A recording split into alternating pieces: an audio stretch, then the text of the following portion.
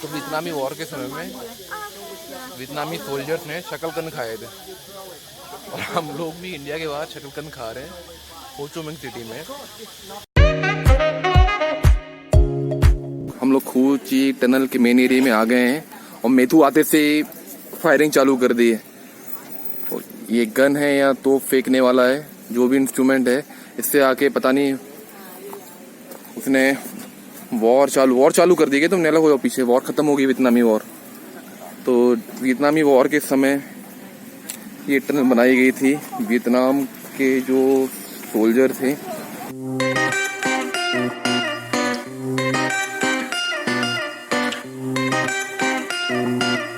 तो जब अमेरिका और वियतनाम में वॉर हुई जो अराउंड 20 साल तक चली, लेट 90s में, उस समय वियतनाम के पास रिसोर्सेस नहीं थे। तो वो उनके सोल्जर, उनके फ्रीडम फाइटर, जो भी आप कहना चाहें, वो यहाँ पर आके उन्होंने टनल बनाई थी। वो टनल में नीचे छुप जाते थे और उस टनल से निकल के अमेरिकन सोल्जर पर हमला करते थे। अभी हम लोग के गाइड ने बहुत अच्छी बातें करी कि बहुत सारे अमेरिकन भी टूर में आते हैं, तो वो पूछते हैं कि किस साइड को सपोर्ट करते हो। तो हमारा टूर गाइड बोला कि हम लोग नई जनरेशन हैं और हम लोगों को वॉर पसंद नहीं है आपकी तरह, और ये सारी वॉर्स पॉलिटिकल मोटिवेटेड रहती हैं। तो हम लोगों का मेन काम है अभी की जनरेशन का लव स्प्रेड करना, ना कि हेट को फैलाना।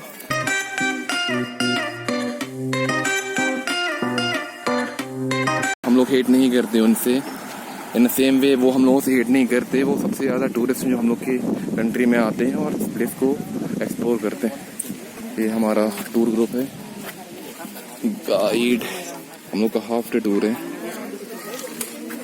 तो गाइड जल्दी कर रहा है क्योंकि हम लोग ऑलरेडी लेट हो गए हैं। उसने हम लोग को 5 मिनट का टाइम दिया था, तो वो वहाँ पर जाके फ़ोटो लेने का और वीडियो लेने के लिए।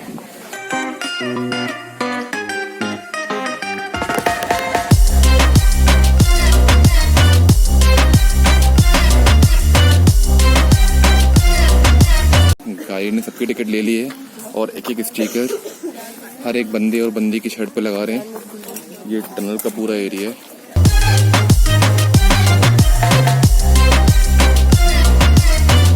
हमारा गाइड है पीछे।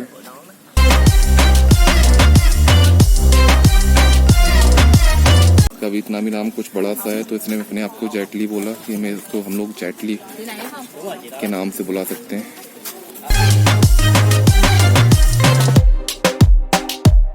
ये फिर रूल्स लिखे हुए हैं फॉर विजिटिंग हो ची टनल।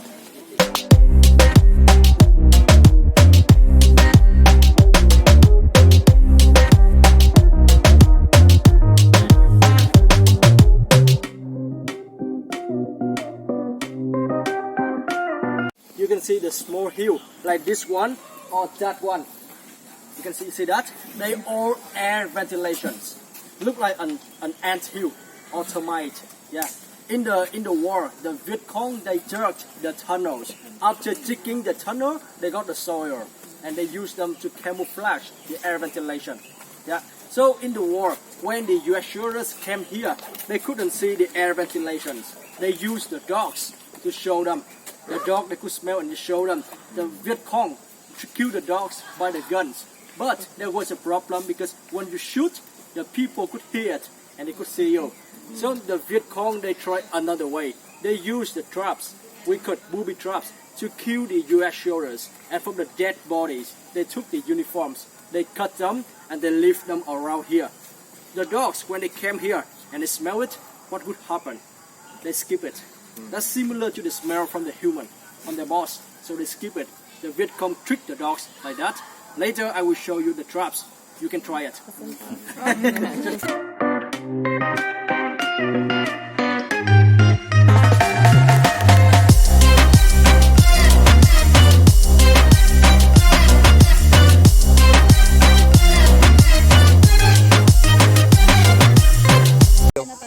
ये ले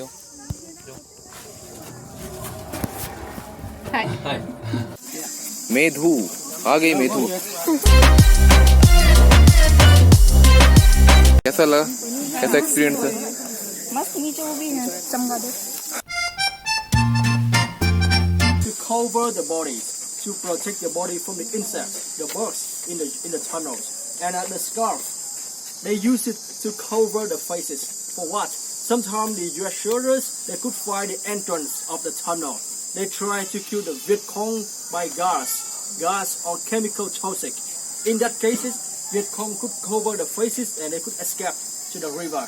And now look at the footwear. It's from the broken tire, rubber sandals. Like this. Why did they have to use it? First, that's easy to be recycled. The second is good quality. It could last for more than 5 years. And the last one, sometimes the US soldiers they get down the tunnels to kill the Viet Cong. But in the tunnel, it could be dark. You couldn't see anyone. If you ask them, they will know your language. They know who you are, and they will shoot you. They will kill you. Then, how could they recognize each other in the tunnels? By the smell.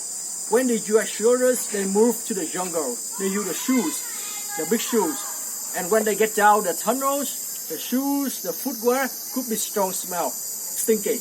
But this one, no smell. You couldn't see, but you could smell it, and you know. Yeah, those are the bombshells. We collect them after the war on the rice field. We have a question. In the wartime, the Viet Cong stay in the tunnel. Of course, like us, they had to go to the toilet every day. How could they build a toilet in the tunnels? They use the empty bomb shells as the toilet and they throw them to the river when they go through. Yeah, you can take picture with them, but don't touch anything.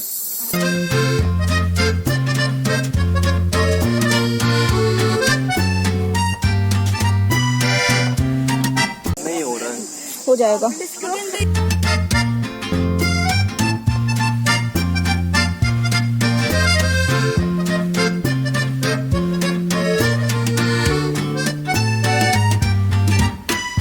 is the easy one, 5 meters long. That means you go down from here and you go up from there. From the bomb shelter to the bomb shelter. Yeah. First, you can go down and you take a look. If you think that's okay, I can do it. Just keep going. Follow the local guy. It's only 1 meter high inside. You have to bend down and you walk. If you don't want to do it, you can take a pictures and you wait for the people from the exits over there. Okay, now let's go. Follow him, please.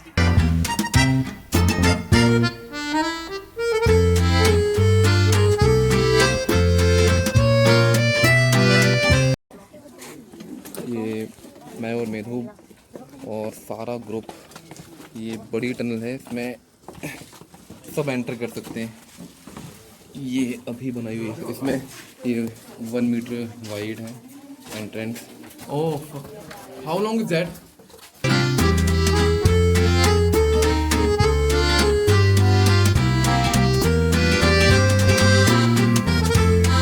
तो वियतनामी war के समय में वियतनामी soldiers ने शकलकंद खाए थे और हम लोग भी इंडिया के बाद शकलकंद खा रहे हैं हो ची मिन्ह सिटी में. तो भी सोचा इंडिया के बाद शकलकंद खाएंगे किस तरह. वो भी ये कुछ फॉल्टी है टेस्ट के लिए, इसमें कुछ टेस्ट रहता नहीं है, बहुत ही फीका रहता है शकलकंद.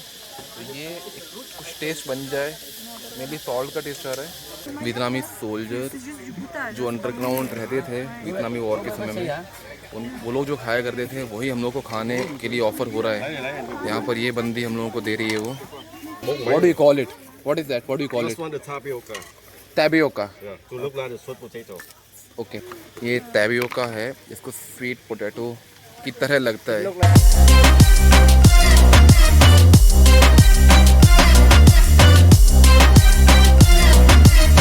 हम लोगों का ट्रिप अभी एंड हो रहा है, तो हम लोगों को 10 मिनट दिए हुए हैं.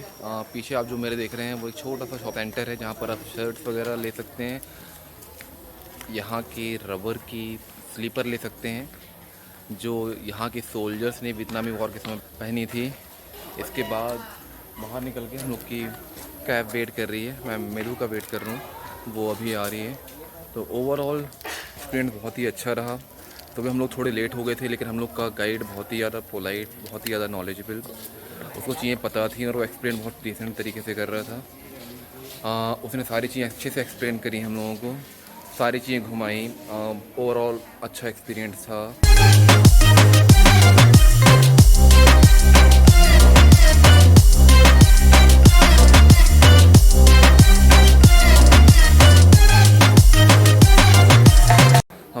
AK-47 पे हाथ आजमाया, वो मुझे पता नहीं आगे आके कभी आजमा पाएंगे कि नहीं आजमा पाएंगे।